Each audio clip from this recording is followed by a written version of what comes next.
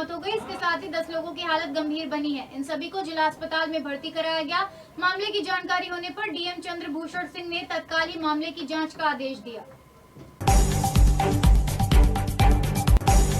वाराणसी के बीएचयू अस्पताल में कोरोना का एक प्रकरण चर्चा में है। यहाँ स्त्री रोग विभाग में एक बच्ची को जन्म देने वाली मां तो नेगेटिव थी, लेकिन जन्म के बाद बच्ची की रिपोर्ट कोरोना पॉजिटिव आई। बताया जा रहा है कि यह देश का पहला ऐसा मामला है।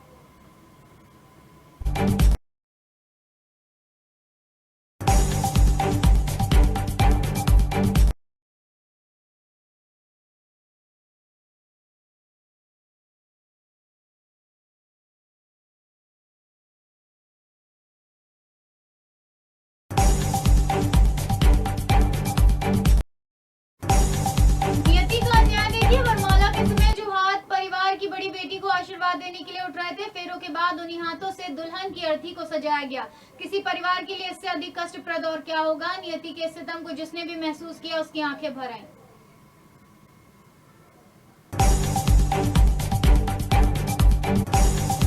इश्क एक आग का दरिया है, बस इसमें डूबते जाना है। ये कहावत तो आपने सुनी होगी। कुछ ऐसा ही हमीरपुर में एक युवक के साथ हुआ। अपने यहाँ काम करने वाली महिला से उसे प्यार हो गया, जिससे आए दिन लड़ाई होने की वजह से वो परेशान रहने लगा और शमशान घाट जाकर खुद को गोली मार ली। योगी आदित्यनाथ ने कहा कि संभावित तीसरी लहर से निपटने के लिए हर स्तर पर जल्द से जल्द तैयारी पूरी कर ली जाए। पीएसआईयू, एनआईसीयू के अलावा सामान्य बेड का भी इंतजाम किया जाए। मुख्यमंत्री गुरुवार को टीम 9 की समीक्षा बैठक को संबोधित कर रहे थे।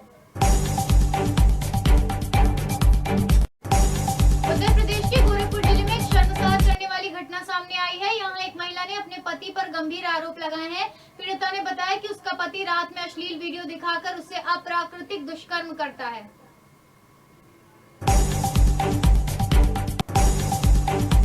यूपी के महाराजगंज जिले में हैरान कर देने वाला मामला सामने आया। यहाँ पुरंदरपुर थाना क्षेत्र के गांव से बुधवार रात को एक बारात कोल्हुई थाना क्षेत्र के गांव पहुंची।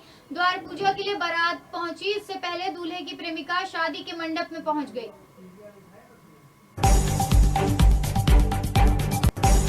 यूपी के महाराजगंज जिले में दिल दहला देने वाली घटना सामने आई। यहाँ नौतनवा थाना क्षेत्र के गांव में बुधवार रात मुड़िला निवासी 45 वर्षीय दिनेश की बड़ी बेटी की शादी चल रही थी। रात 2 बजे के करीब दिनेश की करंट की चपेट में आने से मौत हो गई।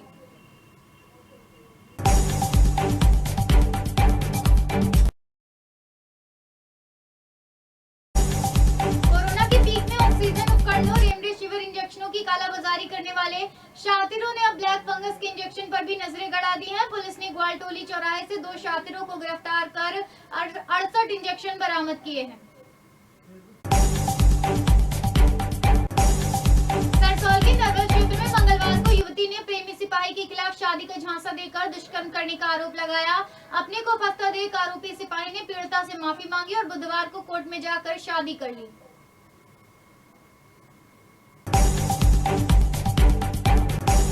प्रधानमंत्री नरेंद्र मोदी शुक्रवार को चक्रवाती तूफान यास के प्रभाव की समीक्षा करने के लिए उड़ीसा और पश्चिम बंगाल के दौरे पर हैं। चक्रवाती तूफान यास ने पश्चिम बंगाल और उड़ीसा में जाकर जमकर कहर बरसाया है।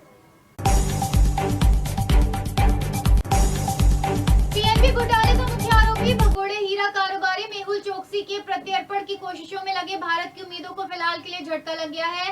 पीएनबी बैंक घोटाला मामले में भारत के भगोड़े हीरा कारोबारी मेहुल चोकसी के प्रत्यर्पण पर डोमिनिका कोर्ट ने रोक लगा दी।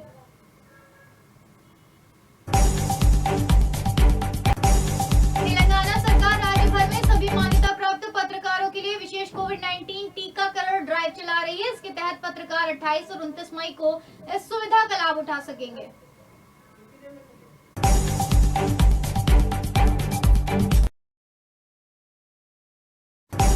भारत और सनराइजर्स हैदराबाद के तेज गेंदबाज भुवनेश्वर कुमार एक स्विंग गेंदबाज के रूप में मैदान में उतरे, लेकिन इन वर्षों में उन्होंने अपनी गति में सुधार किया और इससे उन्हें अधिक खतरनाक बना दिया है। अभिनेता सुशांत सिंह राजपूत के निधन के बाद से लगातार उनकी कथित गर्लफ्रेंड और एक्ट्रेस रिया चक्रवर्ती सुर्खियों में बनी हुई हैं। सुशांत सिंह राजपूत केस में रिया चक्रवर्ती को आरोपी माना गया था और तभी से सोशल मीडिया पर उन्हें ट्रोल करने का सिलसिला जारी है। चोरों ने एक लेफ्टिनेंट कर्नल के बंद घर को निशाना बनाया। ग्रिल तोड़कर घर में घुसे चोरों ने वहां से डॉलर व जेवर चोरी कर लिए। अधिकारी की पत्नी की शिकायत पर पुलिस ने मुकदमा दर्ज कर मामले की जांच शुरू कर दी है।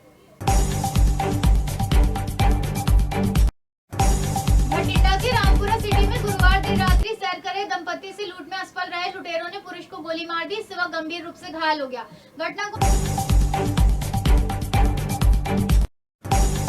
जिला कुल्लू में कोरोना की आड़ में भी चरस तस्करी का धंधा जारी है। कुल्लू पुलिस की एसआईयू टीम ने ऊंची घाटी में 1.238 किलोग्राम चरस बरामद की है।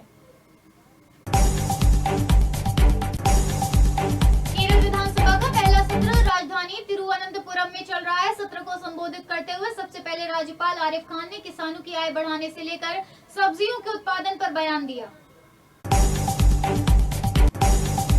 पंजाब एवं हरियाणा हाई कोर्ट ने चंडीगढ़ के निजी स्कूलों को झटका देते हुए प्रशासन के उस आदेश पर अपनी मुहर लगा दी जिसके तहत प्रशासन ने निजी स्कूलों को बैलेंस शीट वेबसाइट पर अपलोड करने के आदेश दिए थे।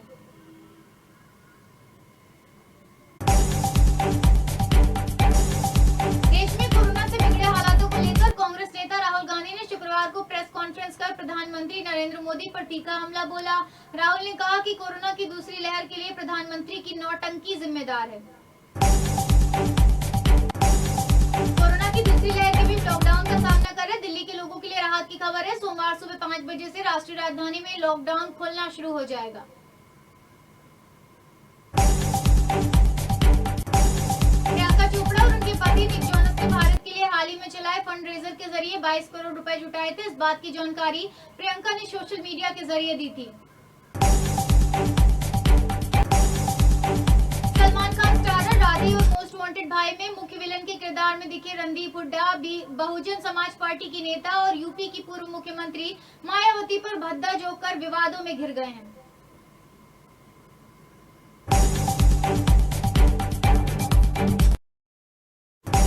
देहरादून में चोरों ने एक लेफ्टिनेंट कर्नल के बंद घर को निशाना बनाया। ग्रिल तोड़कर घर में घुसे चोरों ने वहां से डॉलर व जेवर चोरी कर लिए।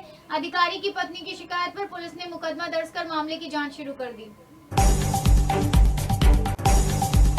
यूपी पुलिस का दबंग और सिंघम रूप अक्सर देखने को मिलता है। ताजा मामला बनारस का है। गंगा घाटों पर घूम रहे लोगों पर लाठी बरसाते हुए एक बार फिर से भेलूपुर थाने की 80 चौकी पुलिस की बर्बरता सामने आई।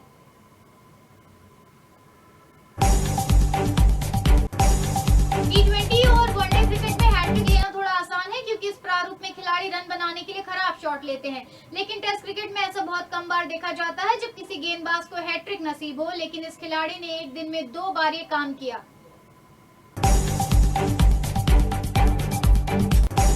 केकेआर ने कुछ मुकाबले चेन्नई में खेले थे लेकिन कुलदीप को वहां भी किसी मैच में प्लेइंग 11 में जगह नहीं दी गई। चेन्नई की पिच स्पिनरों के लिए मददगार होती है और कुलदीप ने वहां भी मौका नहीं दिए जाने पर हैरानी जताई।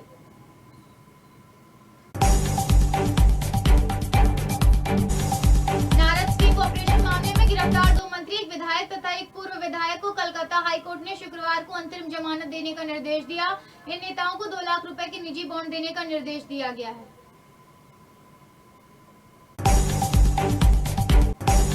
आगरा के सिकंदरा क्षेत्र में डॉक्टर रजनीकांत शर्मा के घर में 24 मई को लूटपाट केके नगर के ही बदमाशों ने की थी। पुलिस ने वारदात में शामिल 7 बदमाशों को 36 घंटे के बाद गिरफ्तार करके यह खुलासा